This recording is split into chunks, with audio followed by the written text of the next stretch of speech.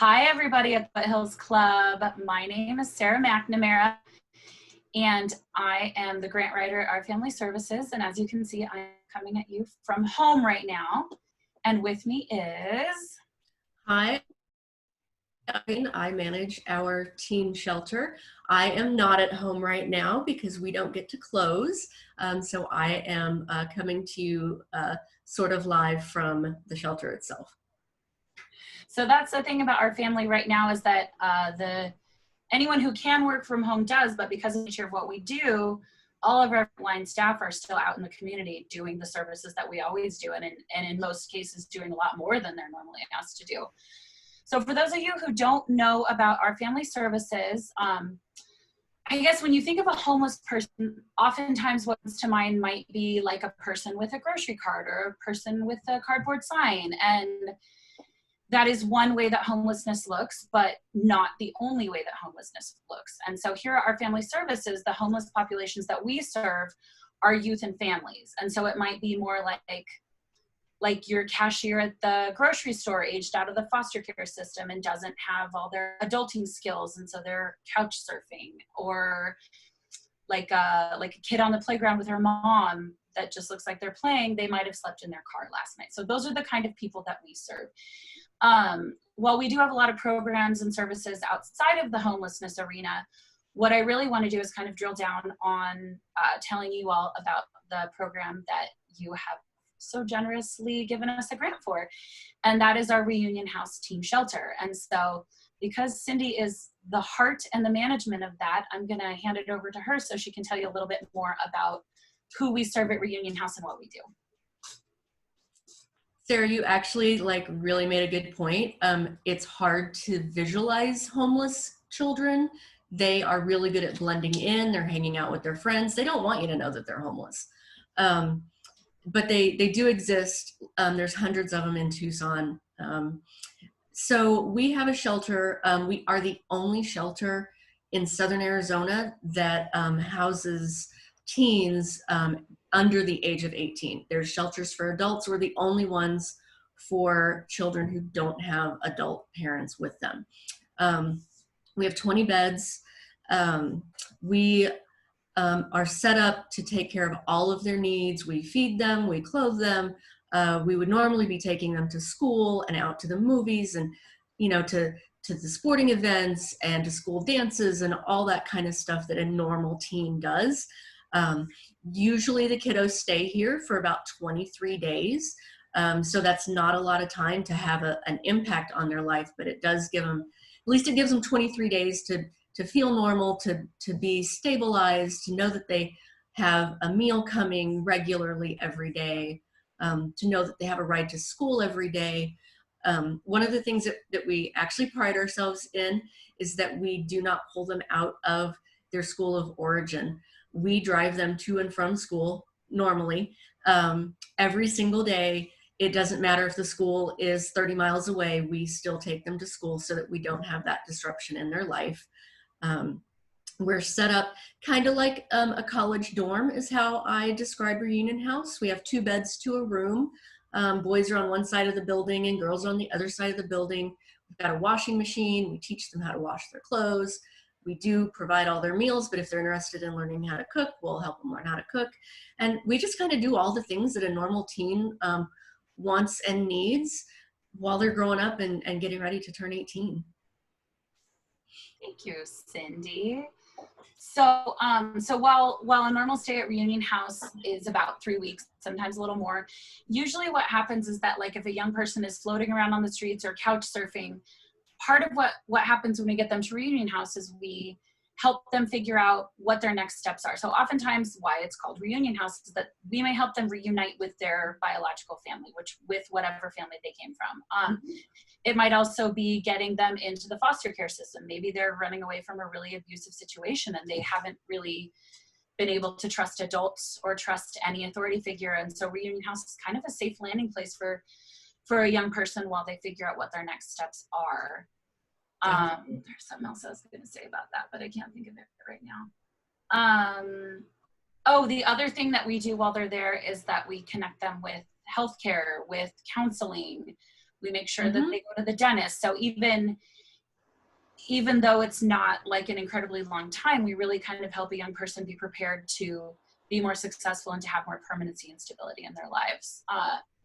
So what we originally pre-pandemic wrote this grant for was Reunion House is primarily funded by government funders. And so they keep the lights on. They pay for the bills. They pay for the mortgage, you know, the big things, which are very important. But for any of us who have been a teenager or who have raised a teenager, it takes a lot more than just a house to give someone a healthy teenage years. And so that's where we need the funds from community partners like the Foothills Club, is to let them be normal kids and not have them be shelter kids, you know, not have them be excluded for something because they're a shelter kid. We don't want that to even be a label. And so funds from community support like the Foothills Club often go to the fees to participate in school sports. If they want to do basketball, we got to get them shoes. We got to pay for whatever jersey fees and things like that. Or it might be choir, it might be some field trip at school so that they're not the only ones sitting in the, you know, back at school in the office while everyone else is on the field trip. It's also just normal things on the weekends, like going to a museum, engaging in culture, seeing a movie, so that if there's some big movie that everyone's seeing, they go to school on Monday and they talk about the movie that everyone else saw. And so it's really partners like you are helping us create a sense of normalcy in the lives of teens where there isn't a whole lot of normalcy. And so it's actually incredibly important to have partners like the Foothills Club. So as everyone can guess, with the pandemic, much like all of the rest of our lives, life at the shelter is different right now too. And so Cindy, can you tell us a little bit about what's going on over there right now? Wow, it is so different right now. So normally we have an annual membership to the zoo and an annual membership for a gym so that we can take them to these places that are now closed. So we have to create all of our activities for them in-house. And so we're using a lot of supplies for that. They really love arts and crafts.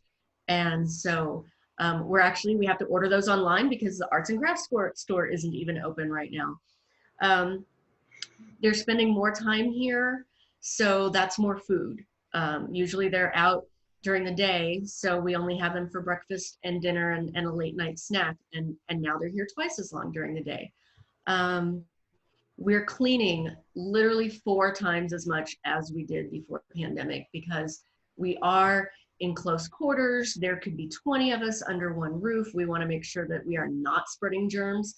So I've been making sure that we are cleaning all the time. And so we're going through 4 times the cleaning supplies right now. Right? And also, Sarah, you touched on the domestic violence. We actually are seeing a little bit of an increase in the number of kids coming in right now.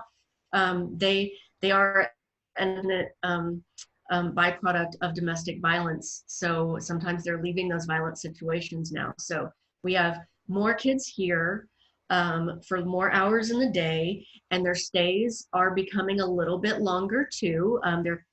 Our average is 23 days, but we're seeing extensions on up to about 30 days now. So when you pile all those things on top of each other, there's a lot going on over here, both with activities and with costs. And this, I mean, I have to just give a shout out to the Reunion House staff because I want Foothills Club, I want everybody in the world to know how hard they're working right now. For any of us who have kids at home at any age, like we all know we're wearing a lot of hats for 1, 2, 3, however many kids any of us might have. Cindy's got a house full of teenagers who have had a rough road just to get there. And so it requires some really, really special people to be able to keep them engaged constructively, make sure that they're still in a place that feels like home. And so that's just a really special niche that the Reunion House staff hold and that the Reunion House program fills in our community. And I mean, just a house full of I remember being a teenager and it's like, oh, I'm bored, I'm gonna eat something. And so usually the teens at Reunion House, they get their lunch at school. Mm-hmm. And so we're also facing, you know, this kind of unanticipated cost of, our meeting just got extended. Foothills Club, you're welcome. We will sign off soon. But But yeah, there's just a lot of unanticipated costs and a lot of unanticipated circumstances. And none of those are covered by the government grants. And so again, we are just so grateful to the Foothills Club for your funding, for helping these kids have as normal as possible of an experience as teenagers. And so I know you guys are out in the community fundraising, awareness raising, and just on behalf of me, Cindy, everyone at our family, we're so grateful for everything that you guys do. So thank you, and we hope to meet you all in person sometime soon. Thank you.